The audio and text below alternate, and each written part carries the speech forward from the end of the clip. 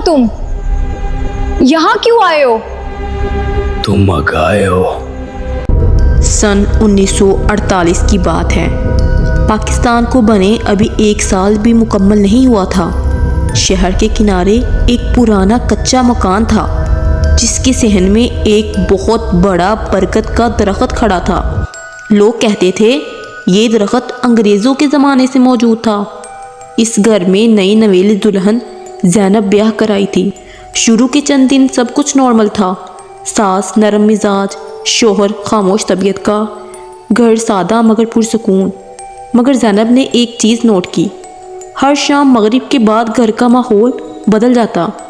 हवा अचानक ठंडी हो जाती, हवा तेज़ चली, दरख्त की जड़ें ज़मीन से रगड़ खाने लगीं। इतनी रात को हवा क्यों तेज हो गई है?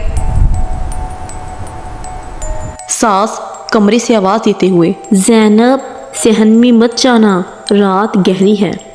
ज़ैनब बोली, जी अम्मी जान, बस पानी रख कर आ रही हूँ। वो सहन की तरफ बढ़ी। अचानक उसे लगा जैसे दरख्त के नीचे कोई साया हिला हो। ज़ैनब रुक कर, कौन है वहाँ? फिर बहुत धीमी सरगोशी। साया बोला, तुम आ गई हो। ज़ैनब का हाथ कांपने लगा और पानी गिर गया।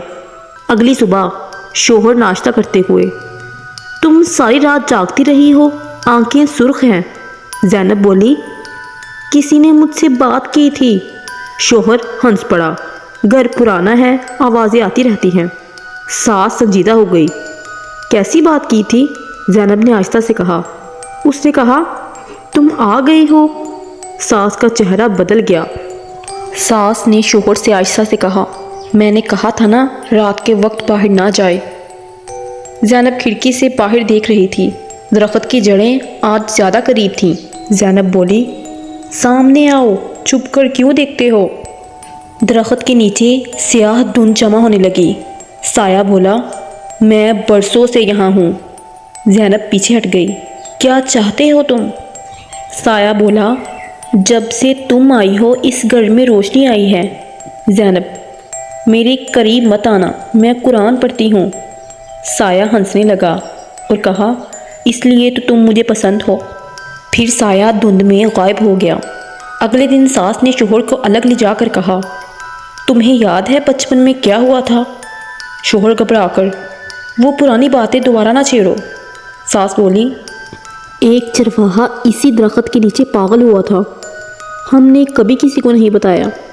ज़ैनब दरवाजे के पीछे सब सुन रही थी। शाम को आलिम साहिब को बुलाया गया।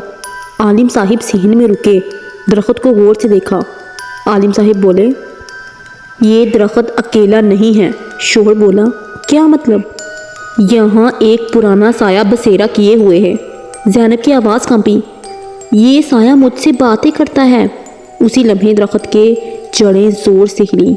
आलिम साहिब ने फ़ौरन तलावत शुरू की। ज़ैनब ने कानों पर हाथ रख लिए। ये चीख रहा है। रात को तेज़ आंधी आई। साया बोला, अगर तुम मेरी ना हुई तो ये घर कभी सुकून नहीं पाएगा। ज़ैनब की आंखों में आंसू थे मगर आवाज़ मजबूत। ज़ैनब बोली, मैं सिर्फ अल्लाह की हूँ, तुम्हारी नहीं। साया बोला, मैं तुम्हें नुकसान नहीं देना चाहता। ज़ैनब, फिर हमें छोड़ दो। वो बुलंद आवाज़ में आयतुल कुर्सी पढ़ने लगी। दरख्त की एक मोटी शाख टूट कर गिरी। साया चीखा, तुम मुझे क्यों जला रही हो? सुबह दरख्त आधा सूख चुका था। आलिम साहिब बोले, ये कमज़ोर हो चुका है मगर एहतियात ज़रूरी है। ज़ैनब कुछ दिन यहाँ से दूर रहेगी। ज़ैनब सहन में खड़ी दरख्त को देख रही थी। ज़ैनब बोली, अगर सच्चा लगाव था तो मुझे सुकून से जीने दो। हवा चली मगर इस बार कोई सरगोशी ना आई। और उस दिन के बाद इस घर में कभी किसी ने किसी साए को नहीं देखा।